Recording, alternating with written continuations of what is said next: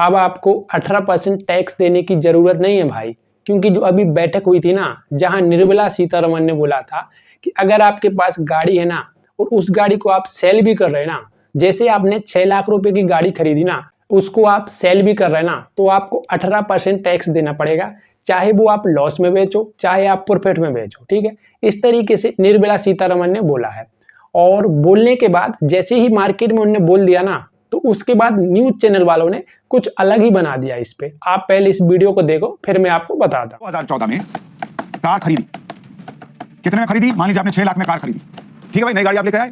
2024 में आपने कार बेची, कितने में बेची भाई? पुरानी हो गई 10 साल कार, तो आपने कितने में बेची? 1 लाख में बेची। अब सरकार क्या कह रही है कि आपने खरीदा कितने में? 6 लाख में, बेचा कितने में? 1 लाख में। अंतर कितना हुआ दोनों के बीच? अंतर 5 लाख का हुआ। यानी आप 5 लाख रुपए के नुकसान पर कार को ऑलरेडी बेच रहे हैं। 6 लाख में खरीदे, 1 लाख में बेच रहे हैं, तो 5 लाख तो कमी हो गया।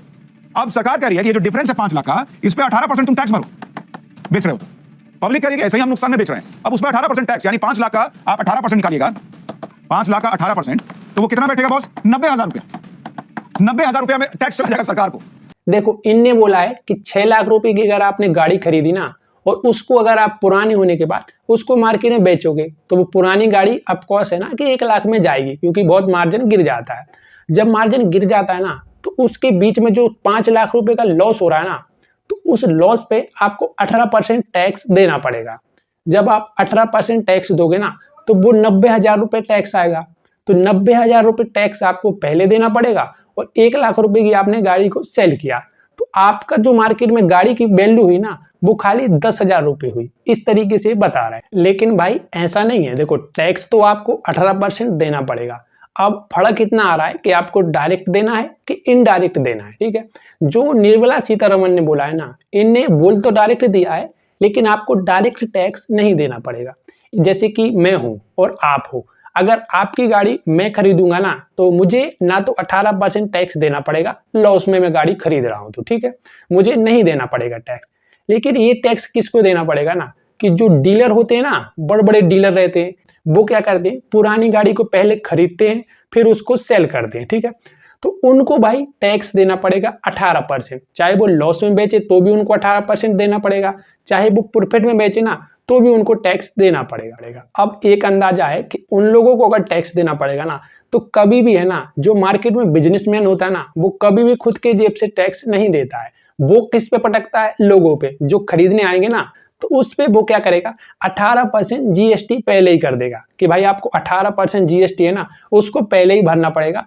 तो वो एंड डे में जैसे कि घूम के है ना, वो घूम के आप पे ही आएगा। अगर आप मार्केट में गाड़ी खरीदोगे ना, आप उससे गाड़ी खरीदोगे जो मार्केट में रजिस्टर है, जीएसटी जिसका नंबर है ना, रजिस्टर है, उससे अगर आप गाड़ी खरीदोगे, तब आपको 18% टैक्स देना पड़ेगा।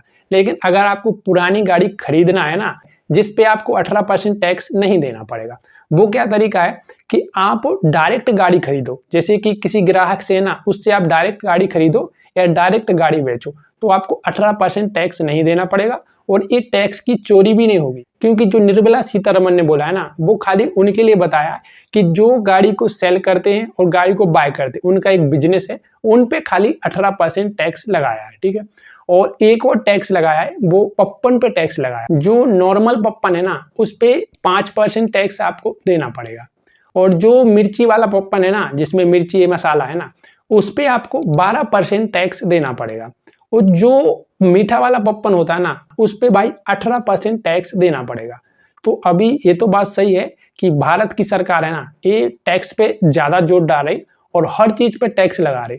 मतलब वो क्या सोच रहे हैं कि मुझे कोई भी चीज़ को नहीं छोड़ना है जिस पे टैक्स ना हो, और धीरे धीरे टैक्स को बड़ा कर रहे हैं। जहाँ टैक्स नहीं है वहाँ भी टैक्स लगा रहे हैं, और जहाँ भारत सरकार को टैक्स को छोड़ना चाहिए ना, वहाँ बिल्कुल नहीं छोड़ रही। जैसे कि एजुकेशन पे नहीं छोड़ रही, और जो हेल्थ इंश्योरेंस है ना, उस पर भी टैक्स नहीं छोड़ रही। यहाँ तो टैक्स अपने पूरी तरीके से ले रही, जहाँ छोड़ना चाहिए सरकार को वहाँ भी नहीं छोड़ रही है, और नए नए तरीका सोच रही है कि कहाँ से मैं पैसा निकालूं। इस तरीके से तो निर्मला सीतारमण ने टैक्स को लगाया है। अभी तो ये टैक्स बढ़ने वाले हैं, और भी जगह टैक्स लगेंगे। अभी जहाँ जहाँ टैक्स नहीं है ना, वहाँ तो और टैक्स बढ़ने वाले हैं, धीरे धीरे बढ़ेंगे, और ज़्यादा होगा ना, तो जहाँ कम है ना, उससे ज़्यादा होंगे।